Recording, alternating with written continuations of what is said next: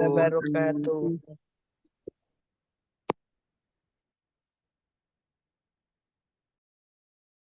Bismillah, alhamdulillah.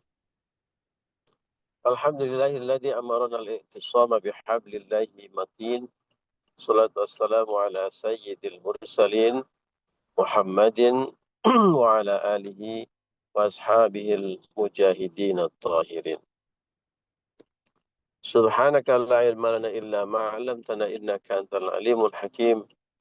Rabbi shrah li sadri wa yassir li amri wahlul 'uqdatam min lisani yafqahu qawli. Rabbi zidni ilma warzuqni fahma birahmatika ya arhamar rahimin. لرضا الله ولشفاعة رسول الله ولكل نياتنا صالحة. الفاتحة. أعوذ بالله من الشيطان الرجيم. بسم الله الرحمن الرحيم.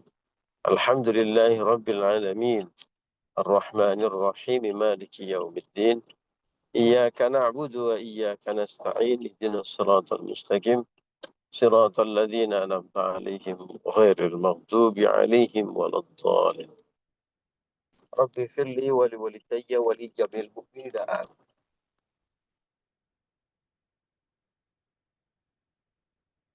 Bapak Ibu dan teman-teman rahimakumullah.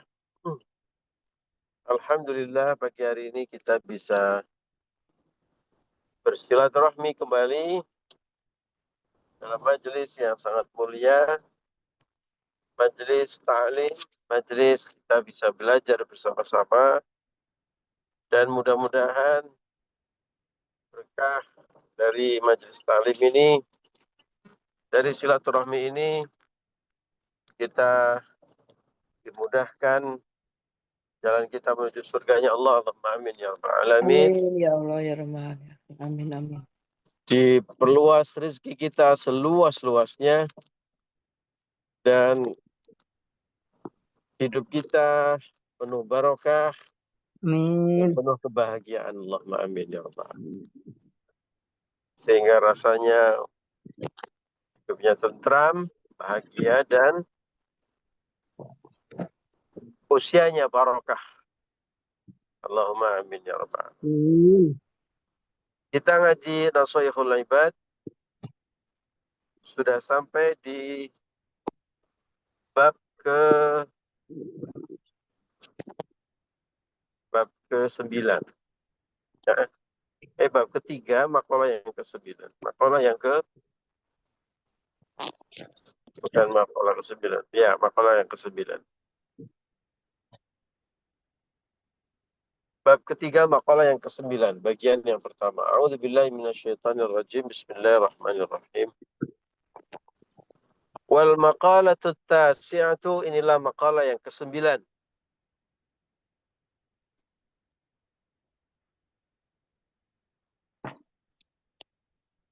Qala Jibril. Telah berkata Jibril alaihi salam. Bapak Ibu sudah kenal dengan malaikat Jibril? Dengar. Sudah tahu tapi belum kenalan ya Bu? Pengen kenalan nggak Bu? Atau pengen kenalan sama malaikat Israel aja?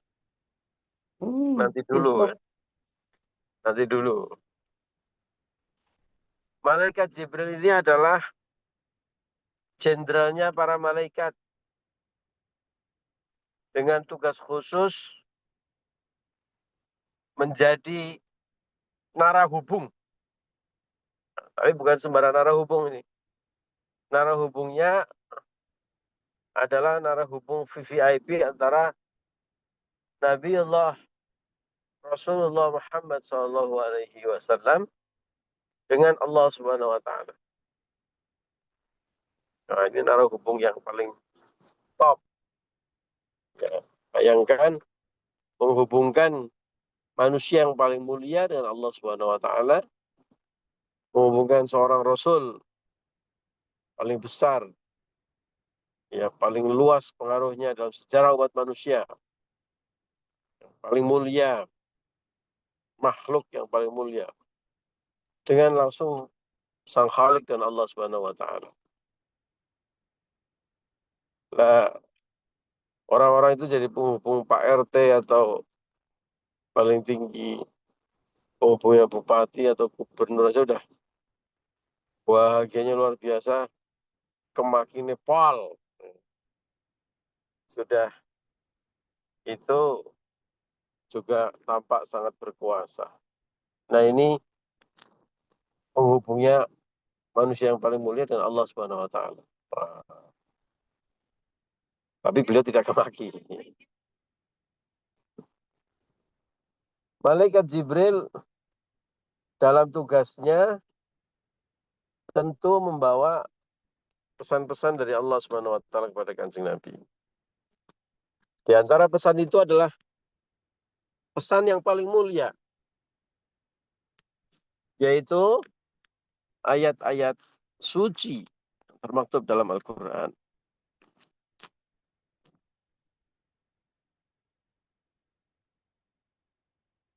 Tentu saja malaikat Jibril akan menyampaikan pesan secara proporsional. Kalau ayat Al-Qur'an ya menyampaikannya ayat Al-Qur'an. Kalau ini hadis qudsi, ya hadis qudsi itu adalah firman Allah yang tidak masuk dalam Al-Qur'an, yang bukan ayat suci Al-Qur'an. Itu tentu juga disampaikan bahwa ini adalah hadis qudsi. Kalau pesan di luar itu ya disampaikan padanya seperti yang akan kita baca hari ini. Ini bukan Al-Qur'an, bukan hadis qudsi, tapi tentu saja juga bukan pesan sembarang pesan. Karena pesannya dari malaikat Jibril kepada Kanjeng Nabi Muhammad. Sama lah ketika misalnya kita biasa menerima pesan dari orang biasa, terus suatu hari disampaikan pesan dari eh, apa misalnya orang yang sangat dekat dengan presiden, mungkin Mayor Teddy gitu, menyampaikan pesan. Tentu bobotnya berbeda dengan yang disampaikan oleh orang biasa. Tentu ini mengandung atau berbau-bau presiden, kan? Karena pesannya dari orang yang sangat dekat dengan presiden. Maka demikian juga pesan malaikat Jibril meskipun bukan ayat Al-Quran, tetapi juga punya bobot yang berbeda dengan pesan orang biasa atau malaikat biasa. Ya, karena beliau adalah pembawa pesan khusus dari Allah kepada Rasulullah SAW. Nah, apa pesannya? Mari kita baca dan kita pelajari. Qala Jibril alaihissalam, telah berkata Jibril alaihissalam, ya Muhammad, wahai Muhammad. Ini pesannya malaikat Jibril kepada Kanjeng Nabi Muhammad. Juga suatu bentuk atau ekspresi cinta beliau kepada Kanjeng Nabi Muhammad dan umatnya. Karena tentu saja ini bukan hanya pesan seorang malaikat Jibril kepada pribadi Kanjeng Nabi Muhammad, tetapi juga tentu kepada umatnya Kanjeng Nabi Muhammad. Dan kita semua ini. Ya, buktinya apa? Buktinya hari ini kita pelajari. Jadi pesannya malaikat Jibril, tapi juga ditujukan kepada kita. Apa pesannya ya Muhammad, wahai Muhammad? Aish ma syi'ta. Aish, hiduplah ma syi'ta sesukamu. Fa'innaka mayyitun. Karena sesungguhnya engkau akan mati. Engkau akan menjadi mayat. Engkau akan meninggalkan dunia ini.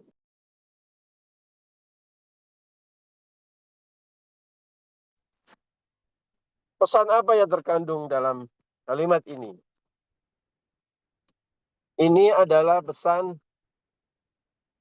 yang mengandung peringatan, ya, sekaligus bentuk rasa cinta.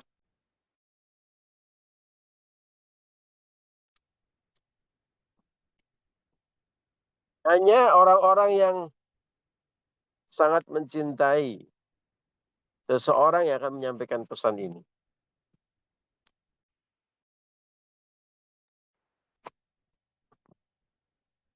Kenapa begitu? Mari kita lihat pesannya.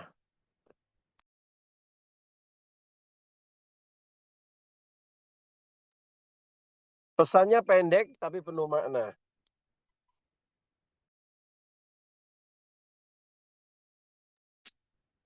Hiduplah sesukamu. Ya. Aish ma syi'ta. Hiduplah sesukamu. Mau apa saja. Mau jungkir balik. Ya. Mau berjalan mundur. Mau berlari. Mau melakukan apa saja. Ya. Itu seolah-olah kan orang yang nggak peduli ya. Kalau orang Jawa bilang, wes sak karepmu. Ya. Sak karepmu. Tapi perhatikan kalimat di belakangnya. Fa'innaka mayyitun. Jadi bukan berarti, oh kanjeng Nabi, kita umat kanjeng Nabi boleh apa saja ya. Dalilnya apa? Itu dalilnya itu perkataannya Jibril. Jangan berhenti di situ bro.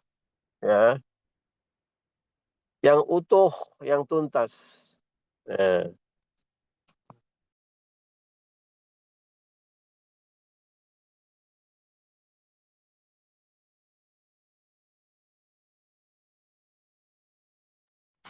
Seolah-olah tidak peduli. Udah, karepmu, kamu mau apa saja. Ya. Tapi itu belum berhenti, ada kalimat sempurnanya. Kalimat sempurnanya adalah fa'innaka mayyitun. Tapi ingat, kamu ini calon mayat. Kamu ini akan mati. Nah, itu kalimat sempurnanya. Jangan dipotong. Sekarang kita tanya coba Bapak Ibu, apakah ada Bapak Ibu di antara kita semua yang hadir pagi hari ini, ada yang akan hidup selamanya? Tidak. Tidak ada. Apakah Bapak Ibu kita semuanya akan mati? Iya. Calon mati semua, Ustadz. Akan mati semuanya. Berarti ini calon-calon mayat semuanya ya? Sama. Iya.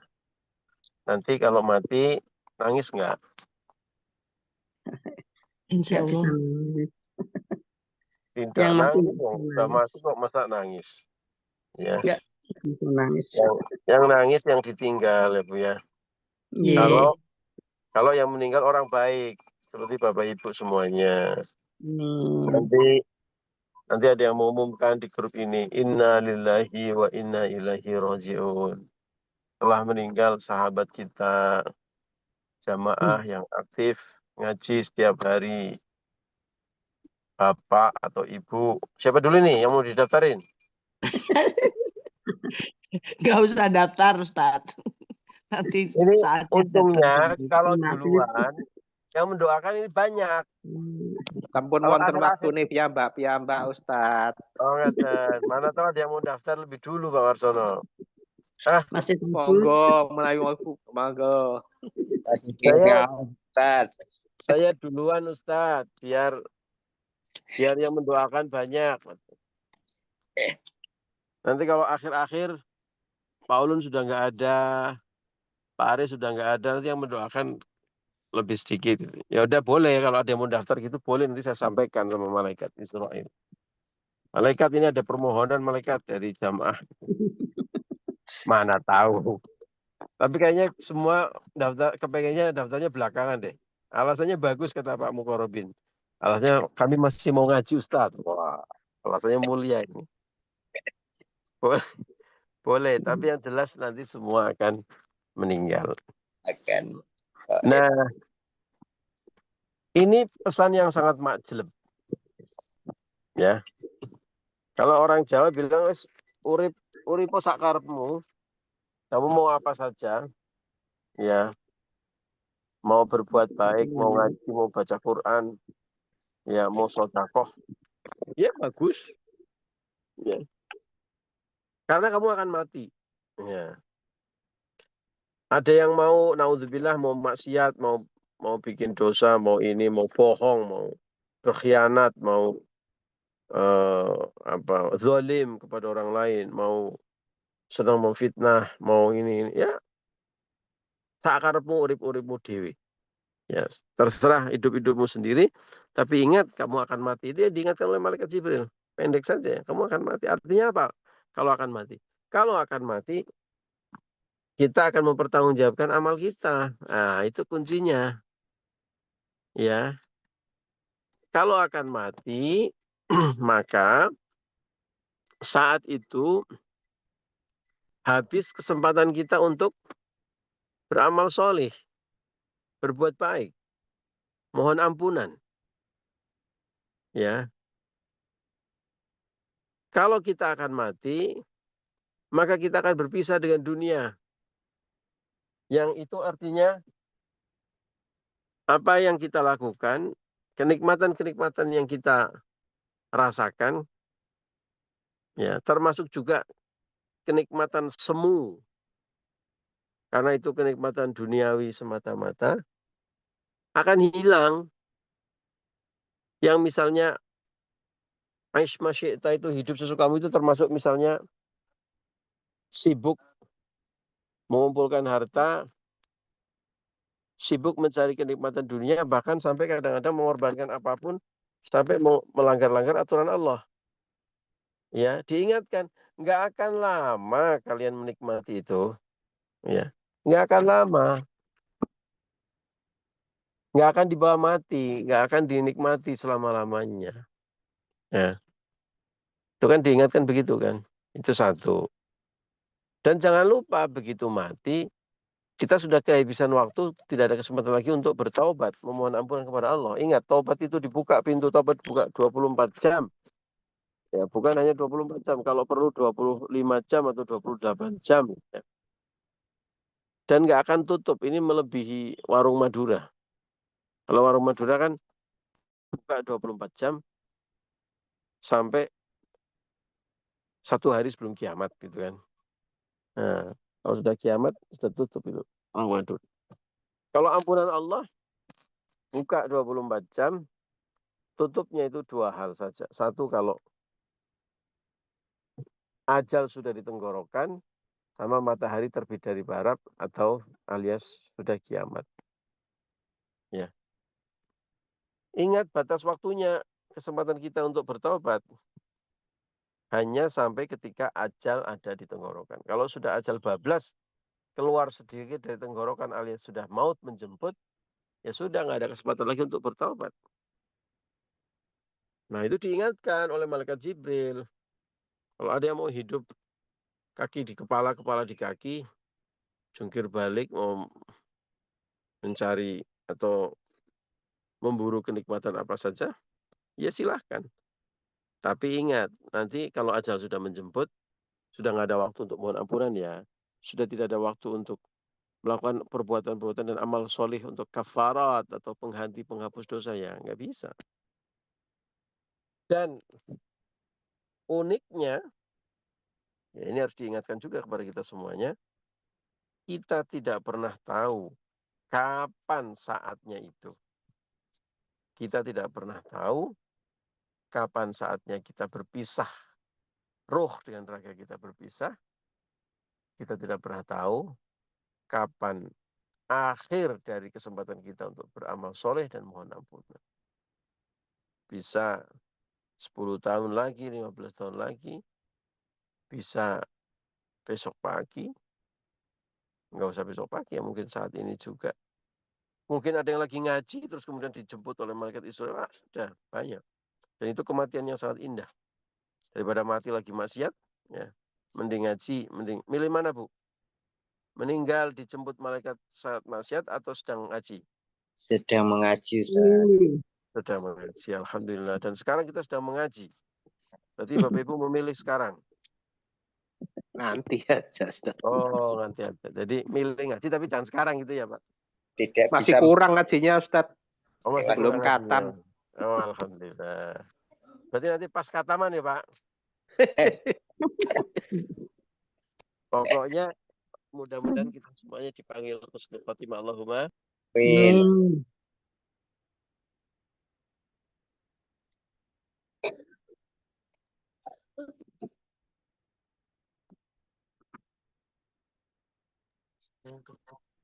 Jadi pada saat sudah seperti itu kita sudah kehabisan waktu, sudah kehabisan kesempatan. Maka merugilah orang yang tidak nabung banyak-banyak, nabung apa? Nabung amal soleh.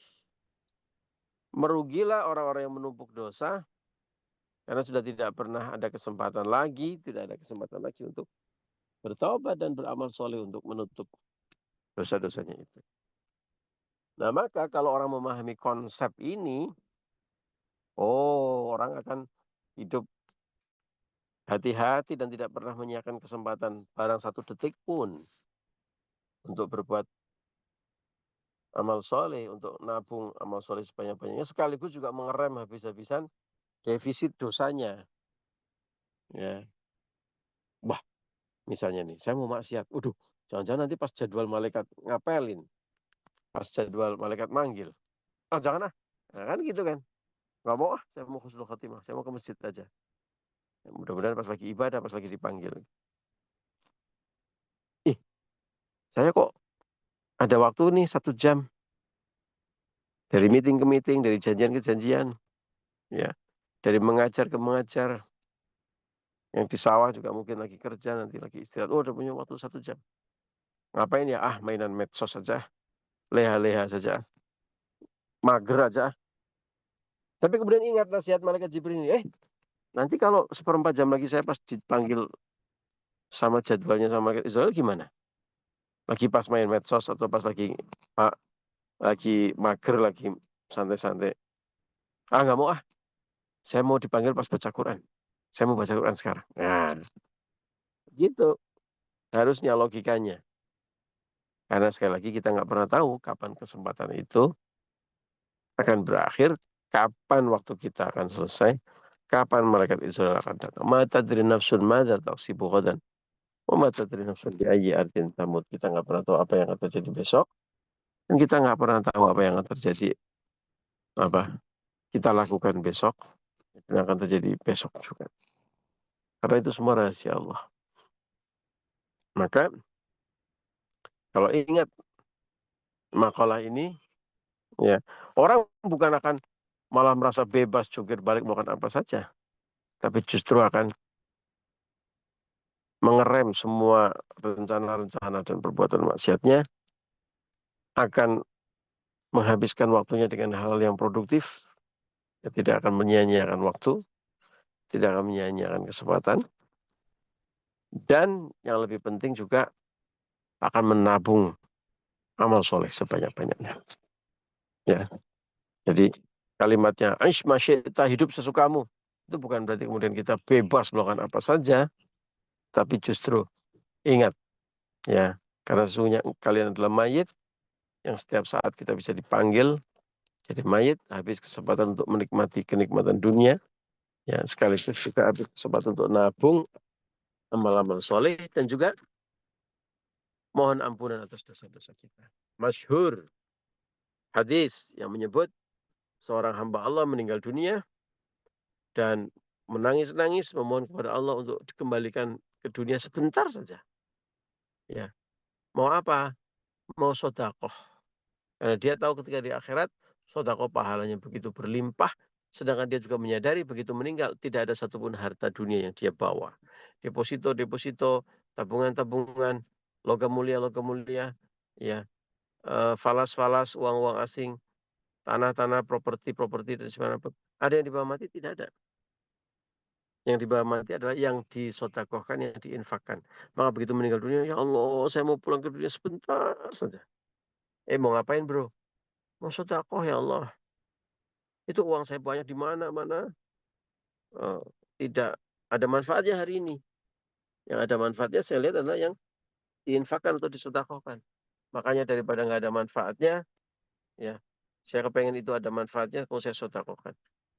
Sayangnya permohonannya ditolak karena sudah ketentuan Allah, waktu sudah habis ketika ajal menjemput kita atau ketika nyawa sudah dicabut dari badan kita.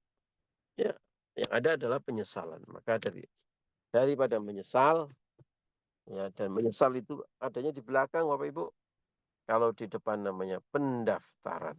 Nah, karena ini penyesalan, maka di akhir, daripada menyesal di akhir, yuk Bapak Ibu, mumpung masih ada kesempatan, meskipun kita bisa hidup apa saja, jungkir balik, mau ngapain saja bisa, tapi mari kita Ingat kalimat selanjutnya, fa innaka mayyitun, kita semua adalah mayit dan calon mayit. Dan pada saat itu sudah tidak ada kesempatan untuk berinvestasi lagi. Ayo mumpung ada kesempatan kita investasi sekarang. Ngaji, yang bisa ngaji, sholat, tentu bukan hanya 5 waktu, ya sholat sunnah juga. Tadarus Al-Quran, sodakoh sebanyak-banyaknya. Ya. Karena sekali lagi kita tidak ada kesempatan lagi kalau ajal sudah memisahkan. Aish masyita, hidup sesukamu. Tapi ingat, fa innaka mayyitun, sungguh yang kau adalah mayit. Yang harus mempertanggungjawabkan perbuatan kita. Demikian Bapak Ibu ngaji kita pagi hari ini. Terima kasih untuk kebersamaannya. Mohon maaf atas segala kekurangan dan kekhilafan. Wallahul muwaffiq ila aqwamit thoriq. Assalamualaikum warahmatullahi wabarakatuh.